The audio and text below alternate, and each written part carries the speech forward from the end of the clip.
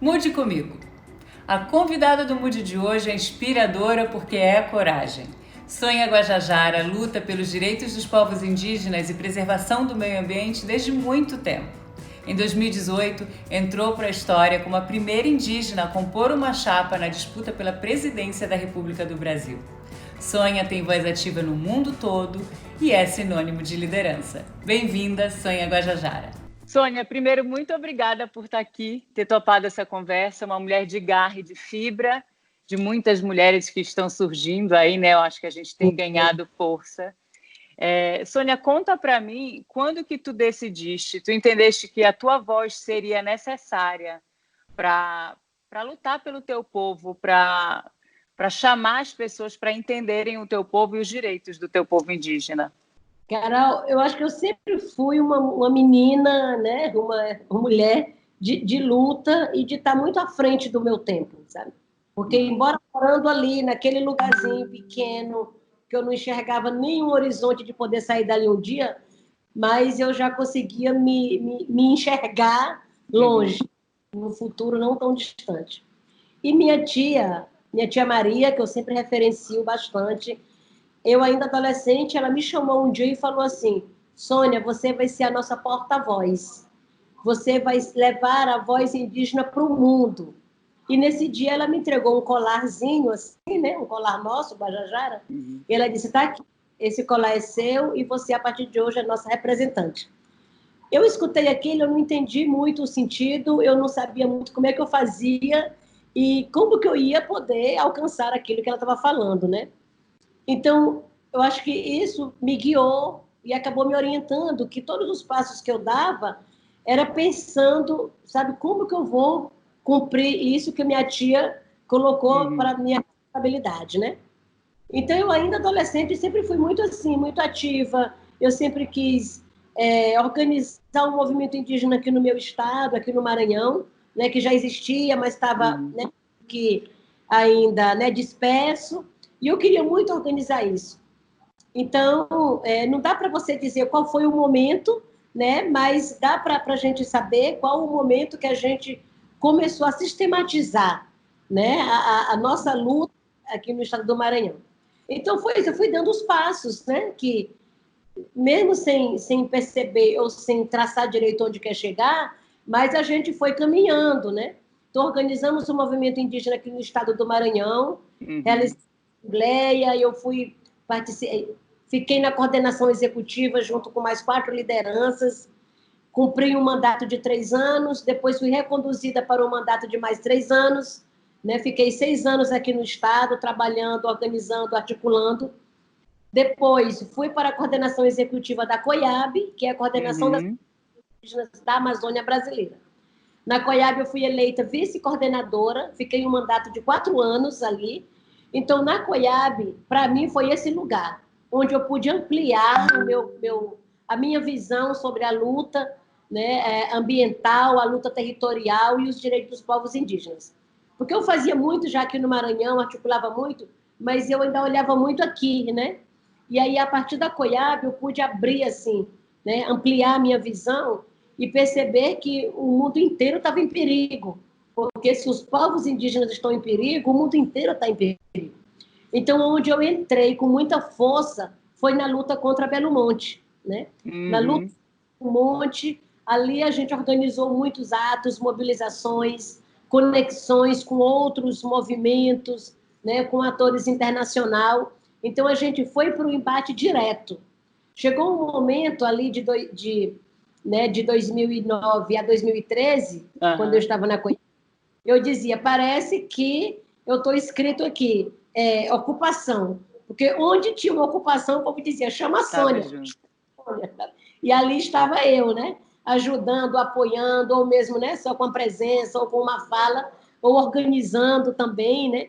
Essas ocupações, mas foram 4 anos intensos, onde eu me aprofundei na Amazônia brasileira, né, e consegui também estar muito perto da Amazônia Legal, da Bacia Amazônica, né, os países, e dali para o mundo, né, comecei a acompanhar toda essa discussão sobre as mudanças climáticas, e comecei a participar das conferências do clima, que acontecem anualmente. Sim.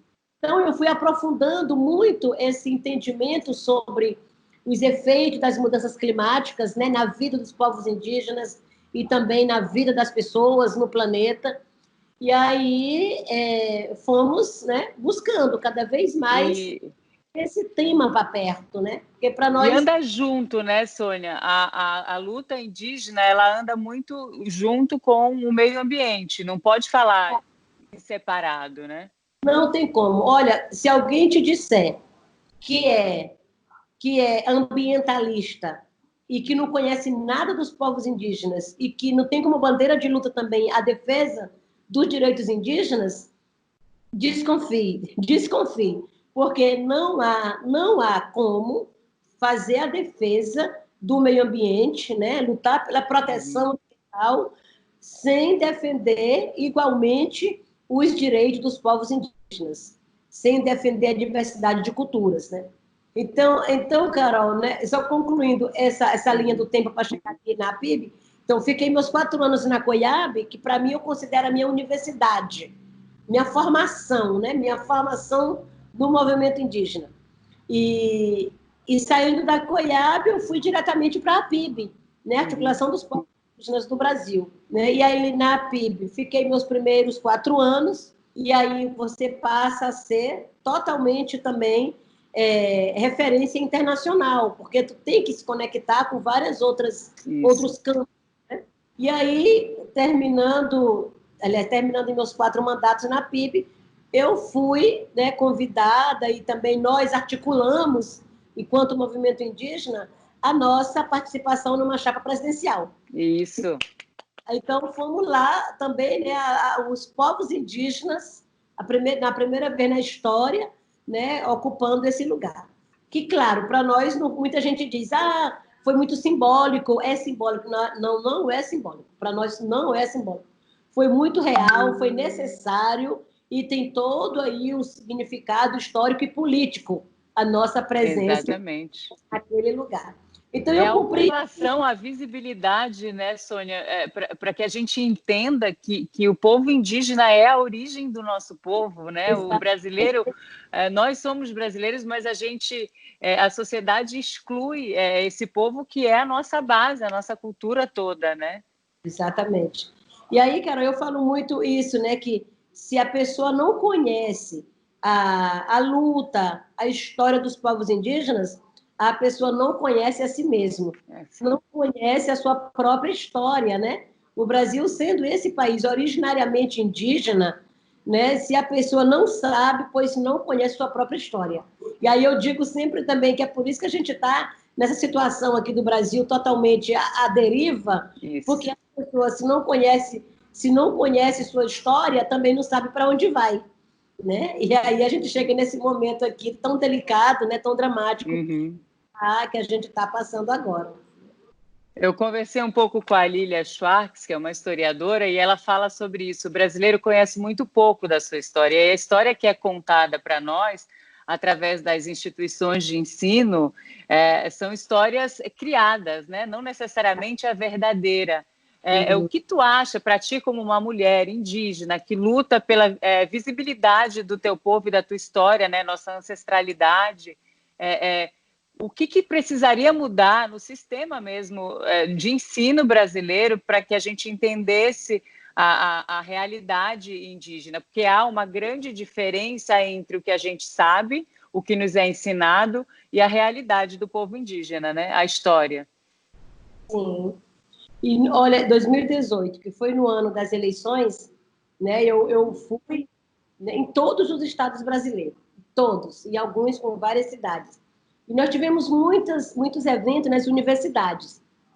A universidade foi um lugar que acolheu muito a nossa candidatura, né, Guilherme? Até porque a gente trouxe muito essas pautas que são totalmente esquecidas, né?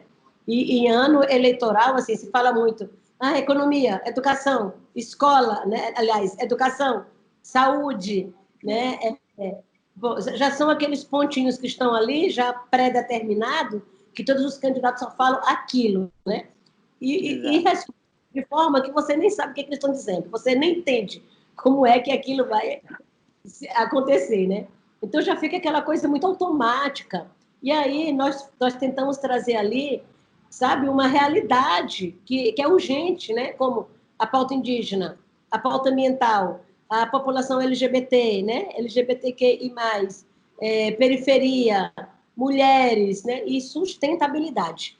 A gente trouxe essa pauta da sustentabilidade de um ponto de vista, assim, de relação, né? Não de exploração, como todos os outros candidatos apresentam, né? Exploração.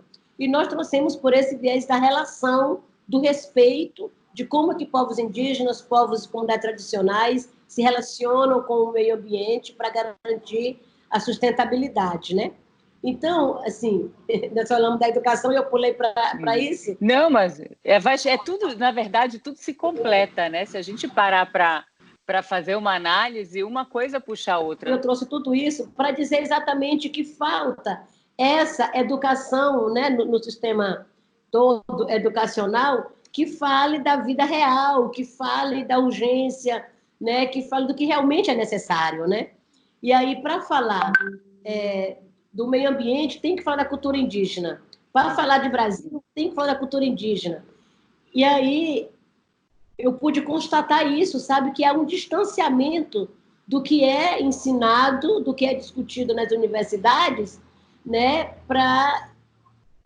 do que realmente, né, acontece. Uhum. E aí eu pude, né, assim, foi incrível, como eu sempre falo isso e conto, porque é incrível como que tu percebe que as universidades não estão preparadas e não conhecem de forma alguma, sabe, essa presença indígena no Brasil.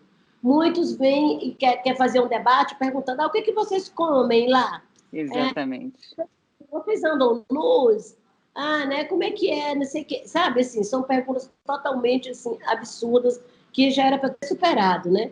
E aí outros imaginam que só há indígenas na Amazônia não, e mais no Amazonas. Muita Exato. gente... É quase que como uma lenda, né? É muito louco como a gente não vê como nós, como a nossa origem. Exato. Então, aí o povo fala, né? Tu é da Amazônia? Eu sou indígena. Tu é da Amazônia? Sabe? Não, olha, tem indígena no Sul, tem indígena no Nordeste, tem indígena no Centro-Oeste. Todos os estados brasileiros hoje têm presença indígena reconhecida. As pessoas não sabem disso. Aí eu falava, olha, nós somos 305 povos diferentes, né? 305 povos, como é isso? O povo não sabe, né? E aí trata tudo ainda como índio, como o livro de história contava, né? E conta ainda hoje, os índios do Brasil, né? Aí, falamos 274 línguas distintas. Olha só, são 274 línguas indígenas faladas no Brasil e o Brasil preferiu falar o português, a língua do colonizador, né? Ainda bem que a gente tornou o português um português brasileiro, né? Uma língua brasileira. Língua brasileira, porque né, não ficou com exatamente a língua, né, do português.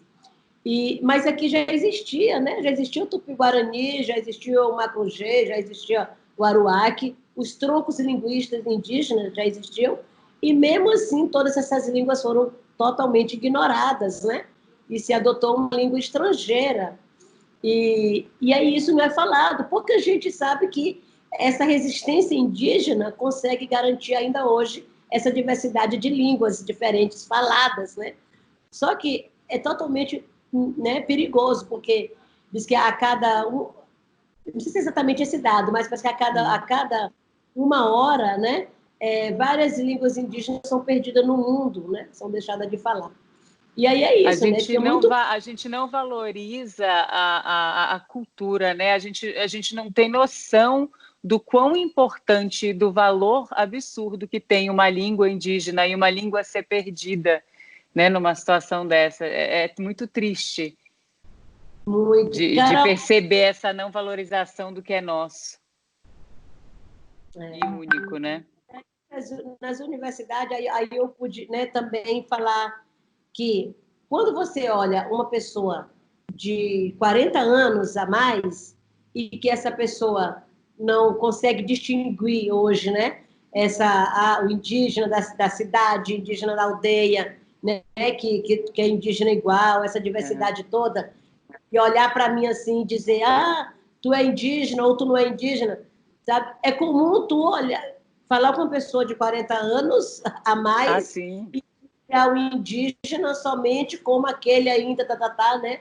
Mas quando tu olha uma criança digamos, de 4 anos, de 10 anos, sabe? Olhar para tudo e dizer assim, eu sou indígena, e ele dizer, mas tu nem tá pintada, ou tu nem parece índia, sabe? Então, isso mostra o quanto que o Brasil nunca atualizou sua história, né? Nunca é ignorante, né, em relação à sua história. As crianças ainda hoje estudam, desde o ensino básico, fundamental, né, a história dos povos indígenas como povos do passado, né? Os livros ainda mostram assim, os índios viviam nus, os índios pescavam, os índios caçavam, os índios comiam, os índios usavam. Então, ainda hoje, né, os livros ensinam, no ensino básico, ensinam para a criança o indígena de 1500. Então, ele cresce com essa ideia de que o indígena é aquele lá, sabe? Uma fantasia, né? E é por isso que quando essas crianças, né, encontram algum indígena, ele olha e aí da cabeça dele já está definido, sabe? Como é que tem que ser o indígena? Se não está naquele jeito, aquele padrãozinho que ele aprendeu na escola, não é, né? Não é indígena. Então, é preciso que haja essa mudança, sabe? No sistema educacional, desde o ensino básico. Sabe, a gente fala muito nas universidades, acho que na universidade é importante discutir, sim, essa participação política nossa, essa luta fundiária pelos territórios, essa luta por direitos, é importante na universidade. Mas, para chegar lá e discutir isso, é preciso que tenha essa base e as crianças entendam, né? Quem é o indígena no Brasil hoje? Né? Como é que está a sua situação? Como é que é tratado pelo Estado brasileiro, né? E tem que entender assim, os indígenas como uma pessoa que tem modos de vida diferentes, que tem costumes diferentes, mas que é cidadão igual, né? Exato. E aí não veio assim ainda, infelizmente, sabe? Não veio. E aí isso leva para uma outra situação, que é o racismo, né? Aí a gente enfrenta diariamente, todo mundo, essas práticas, né, de racismo assim, praticadas pela sociedade constantemente, sabe? O não reconhecimento, né? Aí leva a esse distanciamento e a esse conceito, né? Esse conceito deturpado que afasta, né? Que acaba afastando mesmo as pessoas, né? Dos povos indígenas. E tu percebes uma mudança? Tu achas que isso tu achas que isso tem melhorado com a tua luta, a PIB, com todos os trabalhos que vêm sido feitos, né? Eu tenho acompanhado muito o trabalho de vocês e a união de vocês como povo indígena mesmo para, aqui estamos e vocês precisam entender isso, né? Eu acho que agora isso está mais forte. Tu percebes uma melhoria na percepção da sociedade em relação ao teu povo? Tu achas que isso vai mudar? Eu percebo que há uma maior adesão e uma maior como é que eu conscientização, posso... talvez? Conscientização também, mas eu queria dizer assim, um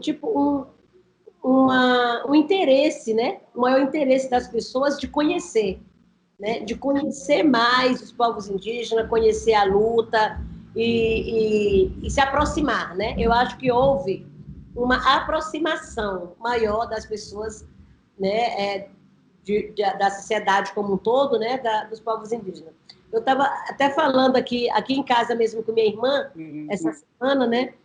Que a gente fez o evento agora segunda-feira, né? Sim. Esse lançamento do plano. Na PIB, né? Que é o plano emergencial, né? Com o Covid, né? Do combate ao Covid. Exato, o plano, né? Emergência indígena para combater a Covid-19 nos territórios indígenas. E aí você viu ali, né? Que estava a Camila Pitanga, né? Mandou um vídeo, né? Para gente, a Mariana Ximenes, a Samantha ficou ali também, você estava lá. Alessandra Então, Negrini, tem muita gente participando, né? e aí, um ponto que eu olhei, né, que nem era agora que ia entrar, mas acabei lembrando, a mulherada, né, ali, mulherada ali junto, e aí artistas, né, assim, mulherada artista ali, e aí eu dizendo assim, nossa, quando eu era menina, e que eu morava ainda lá, né, sem saber nunca que eu ia ir um dia para fora, eu olhava todo mundo que é artista como uma coisa inalcançável, que a gente nunca ia falar com ninguém, né? Assim. E aí eu falando com minha irmã isso, eu digo, nossa, e hoje a gente conversa, né, com tantas pessoas que são artistas, que está próximo da gente, que a gente fala normal e que eles estão aqui buscando, né, se aproximar, entender. E isso é fantástico, né? É fantástico, porque num dado momento da história parecia que isso era impossível, né? Exatamente. E era distante mesmo. A gente não tinha, sabe, a menor probabilidade, sabe assim, Perspectiva, né, de encontrar, de falar diretamente, né? E aí, agora você vê que tem toda uma gama, assim, de artistas, né? E, né, ou de pessoas mesmo de outras áreas, né, da cultura, que está junto, que está aqui dizendo, olha, eu estou aqui, minha voz pode ser usada para apoiar vocês, meu espaço está aqui. Então, isso é muito bom, porque consegue atrair um público que não é nosso, que não está perto de nós, mas que com a tua voz amplifica e a pessoa começa também a prestar atenção, né? A olhar e dizer, nossa, se ela está ali, está dizendo, vamos ver como é que é, né? Então, a gente percebe, sim, que houve essa maior adesão, né, das pessoas de várias partes da sociedade, né, como também esse interesse, né, de procurar a gente, falar diretamente. E isso é mais importante do que você levar a sua voz, é fazer isso aqui, a gente conversar e você dar a voz também para a gente. Porque a Constituição Federal, ela acabou com aquele entulho autoritário da ditadura e até do próprio Estatuto, né, dos povos indígenas, que a gente não podia falar, que a gente era tutelado e que a FUNAI é que tinha que ser responsável, né? E aí, não, a gente quebrou isso com a Constituição, e aí de lá para cá nós íamos lutando para isso, né? Para que a gente possa ter a nossa voz diretamente escutada. Então, quando a pessoa quer ajudar, eu acho que o primeiro é isso, né? Você dar a voz, e não só ser a voz, né? Dessas pessoas. E eu acho Mas que o ajudar, Sônia, não é nem ajudar, é realmente aprender, porque a gente tem muito a aprender, porque não nos foi ensinado, e a gente tem uma coisa do conformismo de não ir atrás do que não está nos incomodando, né? Afetando. E eu acho que agora, eu acho que até de uns anos, de uns 5 anos para cá, 10 anos para cá, a gente tem se conscientizado mais do meio ambiente. E aí, quando tu falas do ambiente ligado ao povo indígena, a gente percebe essa ligação e vê que não tem como saber de uma coisa e lutar por uma coisa e não lutar pela outra. Então, eu acho que é conhecimento que vocês têm para passar para a gente, que a tua imagem, assim, eu acho que a tua fala trouxe, realmente reverberou para o Brasil inteiro como sociedade, é de extrema importância para que a gente, de uma vez, entenda, porque, assim, de uma vez, porque sempre esteve ali, da necessidade dos direitos que vocês têm sobre os povos e o território de vocês, né? Porque sempre foi de vocês, está na Constituição, mas de alguma forma há um retrocesso de retirada desses direitos, né? E principalmente agora, nesse governo atual. Como é que tu enxergas esse movimento agora para ti, como indígena? O que esse momento representa para ti? Carol, a gente está num momento realmente assim muito, muito dramático, né? Muito dramático. Como se não bastasse já um governo né, altamente perigoso, porque eu considero o governo Bolsonaro como um governo muito perigoso, né? Altamente perverso, né? Altamente perverso, destruidor, né? E vai deixar um prejuízo muito grande em direitos conquistados, né? E nas próprias incitação, né, de práticas à violência. Então, vai ficar um prejuízo muito grande. Como se não bastasse, o governo Bolsonaro, né, com todas essas, né, esses ataques, toda essa violência, vem essa pandemia, né? Essa pandemia que reforça tudo isso que já estava em curso, né? Violação de direitos, né? Ataques, invasões. E aí você fica aqui, meu Deus do céu, como é que a gente faz? Tu quer correr para poder cuidar, controlar o vírus, para não chegar, para não, né, não matar mais ainda os indígenas, mas ao mesmo tempo tu tem que ficar aqui olhando para toda essa conjuntura política que está, né, ameaçando igual, né? Então a gente se sente numa encruzilhada aqui, que se tu ficar parado, tu vai morrer de qualquer jeito, né? Ou tu morre pelo que vem da conjuntura política, né, do fascismo, né? E aí, se tu corre para defender isso, para lutar contra isso, tu é contaminado, tu morre pelo vírus. Pelo vírus. Então, a gente está numa situação de uma encruzilhada assim mesmo, absurda, que ou é lutar ou lutar. Não tem outro jeito, né? É lutar ou lutar. E é tudo muito urgente, né? Porque você viu aí o quanto aumentou o desmatamento, né, no Brasil, na Amazônia, sim, nesses 4 meses de pandemia, né? Enquanto a gente luta para recomendar o isolamento social, né, e que os indígenas permaneçam nos territórios, os invasores não ficam em quarentena, eles seguem entrando, explorando, desmatando, né? Da mesma forma, os garimpeiros entram, exploram e vai cada vez mais, né, levando tanto a degradação para dentro desses territórios, como o risco de contaminação, né? Nós falamos já que em Roraima, por exemplo, a maior parte das pessoas contaminadas foi levada pelos invasores, né? Pelos invasores. Pelo garimpo ilegal. Lá no Amazonas, no Vale do Javari, no Alto Solimões, foi levado por próprios agentes do governo federal. O vírus foi levado para lá por servidores da CESAI. Lá no sul do país, foi levado por trabalhadores que estão nos frigoríficos, inclusive, né, confirmados ali os indígenas que têm que se deslocar para a cidade e trabalhar porque não fizeram ali o fechamento, né, das empresas, e o pessoal teve que vir para a cidade para trabalhar, e aí, né, pega o ônibus, o transporte público para vir, enfim. O Mato Grosso do Sul, também frigorífico, a própria JBS levou a contaminação para os territórios indígenas. Não houve uma contingência, né, do território de vocês como proteção. Exato. Então, nós fizemos, né, essa orientação, fique em casa, fique na aldeia, e funcionou bem em muitos lugares. Mas aquele que dependia do trabalho, que tinha que vir porque não fechou, então se ferrou mesmo, né? E acabou a gente fechando a aldeia, mas quem saía levou o vírus, né? E contaminou os outros.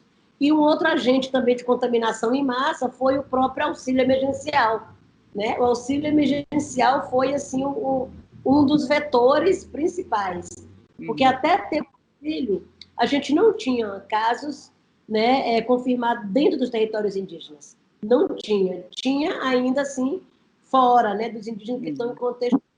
E aí, a partir do auxílio emergencial, esse vírus entrou de uma forma que agora está totalmente descontrolada, sabe? Descontrolada. A gente não consegue mais ter uma dimensão real de como está a contaminação entre os indígenas, sabe? Nós temos o total de óbitos, que a gente está tentando manter isso aí, né, o acompanhamento atualizado. Mas a contaminação, já estamos indo para 9 mil indígenas infectados, conforme apurado pelo nosso comitê, que a gente criou um comitê, né, nacional pela vida e memória indígena. Então, o nosso comitê está apurando diariamente, estamos trazendo esses números, né, aqui para o nosso boletim, e quando você compara com os números da CESAI, olha só, nós estamos com 385 indígenas mortos. A CESAI está divulgando 183, se eu não me engano. Então, 3 menos do que realmente existe, né? E da mesma forma a contaminação. A gente já está indo para 9 mil, eles estão ainda na média de 5 mil, né, de contaminação. Então, é um governo totalmente omisso, né, totalmente omisso, perigoso, e toda essa negligência, né, acaba se transformando em um genocídio institucionalizado, né, institucionalizado, porque a negligência leva, né, a essa a omissão, né, e essa omissão leva a um genocídio que está sendo autorizado, né, pelo próprio Estado. Exatamente. E me fala um pouco do plano de contingência, desse plano emergencial lançado essa semana. Me fala um pouco desse projeto, como que vocês planejam implementar isso, e até para a gente ter uma perspectiva de melhora, né, para o povo indígena. Sim, claro. Então, Carol, esse plano, claro, no início ele foi um pouco até audacioso demais, né? Porque a gente queria mesmo fazer um plano que desse conta de chegar em todos os territórios indígenas e garantir ali as ações necessárias, preventivas de atendimento, de tratamento, né? Só que, à medida que a gente foi construindo, nós fomos percebendo que, não é nem percebendo, mas a gente foi entendendo que a gente não podia assumir esse lugar que é do Estado, uma responsabilidade que é do governo, que ele tem que dar conta de garantir a estrutura, né? Tem que dar conta de garantir as equipes de saúde. Porque nós temos hoje a CESAI, Secretaria Especial de Saúde Indígena, que é uma secretaria vinculada ao Ministério da Saúde, né? Mas e que é um subsistema. Nos estados tem os DICEIs, vinculado à CESAI, né? Distrito Sanitário Especial Indígena. Cada DICEI tem as casas de apoio, Casa de Atenção à Saúde Indígena, e os CASES. Então, as casais recebem os pacientes que vêm, né, que vêm referenciado lá do município para um atendimento de média e alta complexidade. E tem os polos básicos que garantem a equipe multidisciplinar ali, que é para poder fazer o atendimento básico, né? Então, esse sistema, ele deveria funcionar bonito, assim como eu estou dizendo, né? Tem um atendimento básico ali com a equipe, né? Por meio dos polos base, tem a CASAI que recebe, aquele que não dá conta do atendimento, de ser atendido no atendimento básico, né? De se tratar ali, vem para a CASAI leva para o hospital, e ali vai. Só que esse subsistema, ele é ótimo, sabe? Se funcionasse. Mas acaba que, né, na prática, ainda é muito ineficaz, né? Não consegue adotar ações suficientes para garantir esse atendimento. Então, o que a gente fez com o plano? Nós precisamos, né, pressionar o governo para que os órgãos responsáveis assumam sua responsabilidade e possam dar conta dessa estrutura, né, e desse atendimento de saúde pelas equipes, conforme está organizado, né, aí no esqueminha, né? E acho que vale lembrar que esse subsistema é um dispositivo do SUS, né? É do SUS, porque tem gente que pensa que é um plano de saúde e que os indígenas têm privilégios, que tem privilégios por ter esse subsistema e que tem que ser igual, tem que ser todo mundo na fila do SUS. Não, isso aí, sabe, foi uma conquista nossa do movimento indígena, ainda em 2010, quando a gente lutou muito para ter essa secretaria especial, porque não tem jeito, né? Somos cidadãos, mas nós temos costumes, modo de vida. Exatamente. As pessoas não entendem que há uma distância, né, os povoados, onde ficam as aldeias, a dificuldade de locomoção de um lugar para o outro. É isso que eu falo, o brasileiro não conhece o seu Brasil de verdade, né? Muitos lugares sem acesso, né? Sem acesso a transporte, sem acesso à comunicação. Então, tem que ter, o Brasil, para respeitar isso, tem que ter esse atendimento diferenciado, né? O Brasil tem que se preparar para receber e para cuidar da sua diversidade de culturas, de povos e de territórios, né?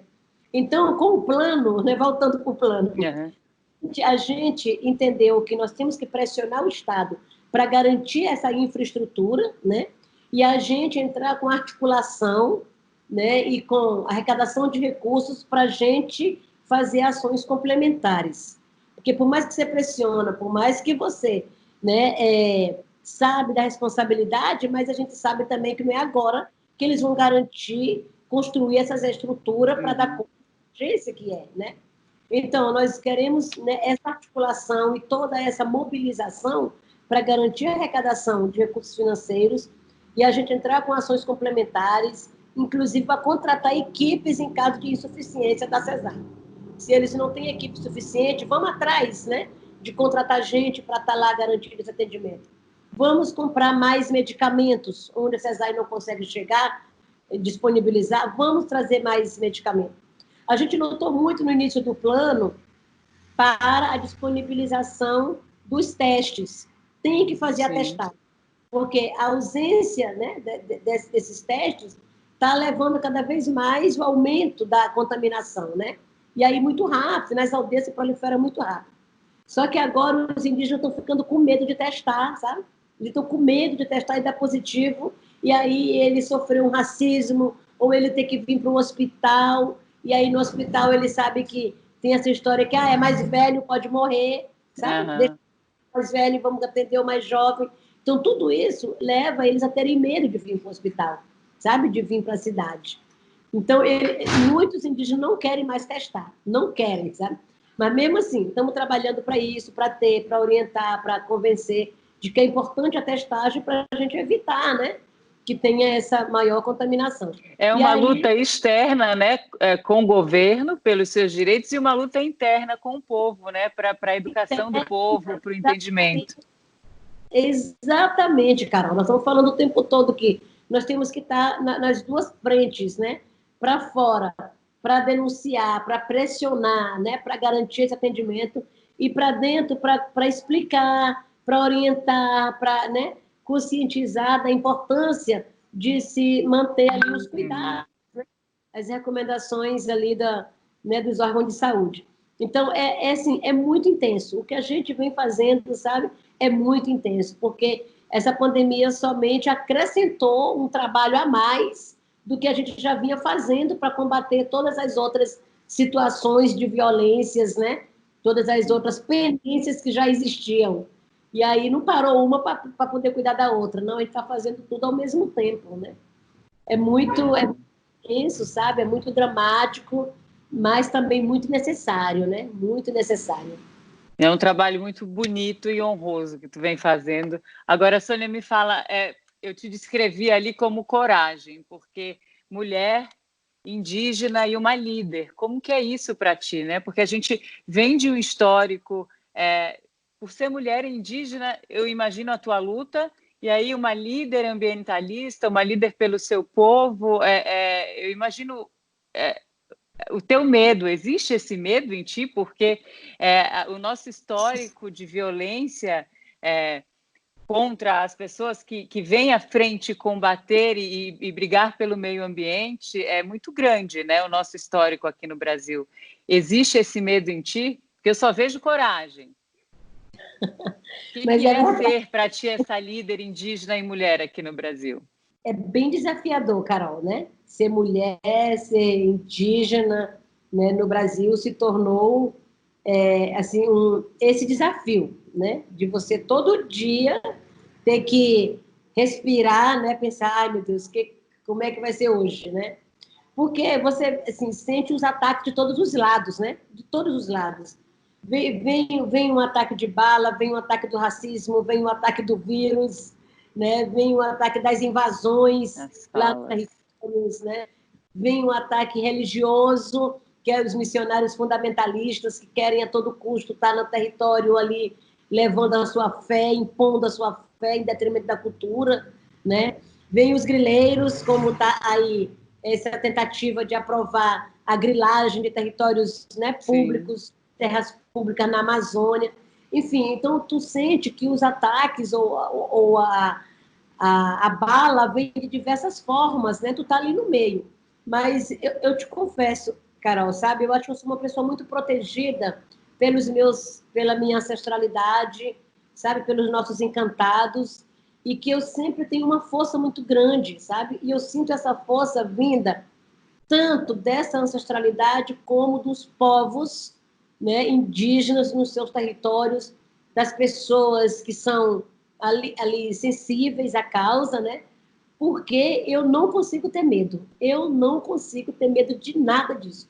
Eu sempre olho para um problema e vejo como é que nós vamos enfrentar, como é que tem que destruir isso, como é que a gente, né, vai em frente. Então, eu sinto que essa coragem vem de toda essa, sabe, essa conexão que eu tenho com as pessoas que estão junto hoje, né, cada um do seu lugar, como das pessoas nossas que se tornaram encantados, né, que as pessoas que morreram também na luta e que estão... Enfim, então, eu sempre enxergo mesmo e sinto, sabe, essa força. A cada vez que vem um ataque, eu sinto assim, uma força chega e me coloca para frente, sabe? Então, é isso. E, Sônia, dada essa força, a primeira indígena a concorrer, né, numa chapa para a presidência da República, o significado, tu já falaste um pouco para a gente da importância que esse momento teve para ti. Tu pretendes seguir na política, uma outra candidatura mais para frente, quem sabe? Isso é uma coisa que está contigo? Carol, olha, eu achei que foi uma experiência ótima, né? Muito positiva. A gente colhe até hoje, eu acho, os resultados políticos dessa candidatura. Por mais que tipo, o resultado eleitoral não foi, né, bom, mas o ganho político que a gente teve, né, foi assim, sabe, incomparável, né? Porque a gente colhe até hoje, que é isso, com as relações, né, com as pessoas que se interessam, se preocupam, que se somam, que quer estar perto, né? E também a dimensão que ganhou a causa indígena, né?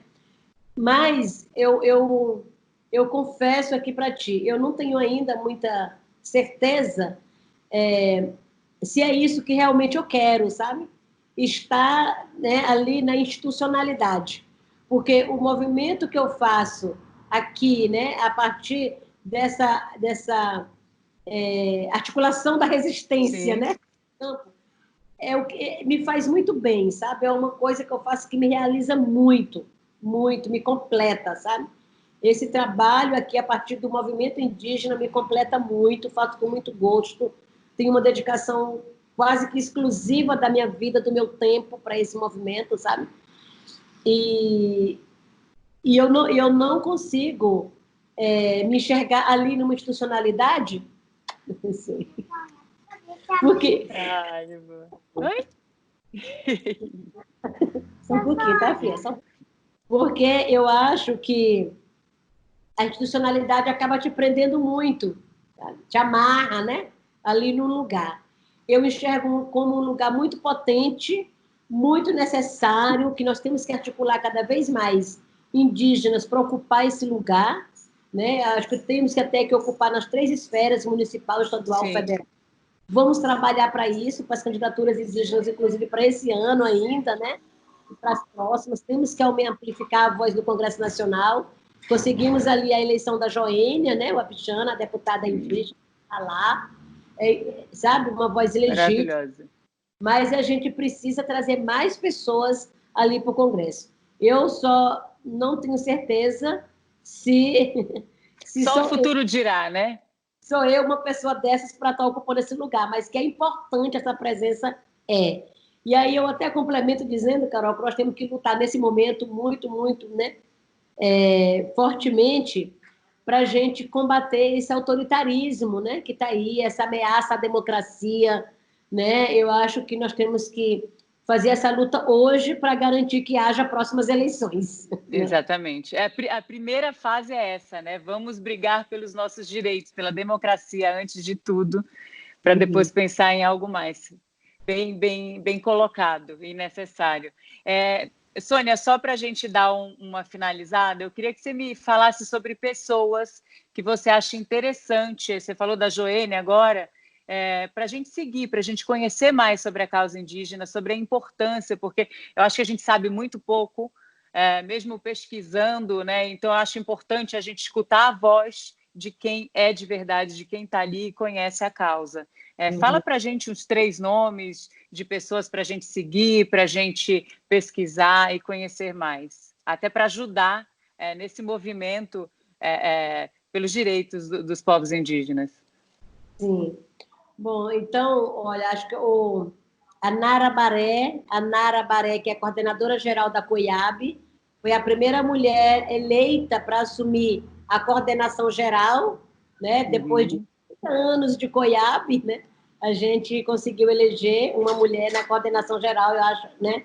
Fantástico isso. Né? E foi uma luta para a gente conseguir colocar uma mulher ali também, né? Então, por isso eu digo, nos últimos anos, a mulherada indígena tem dado um salto de participação, sabe, de ocupação desses espaços.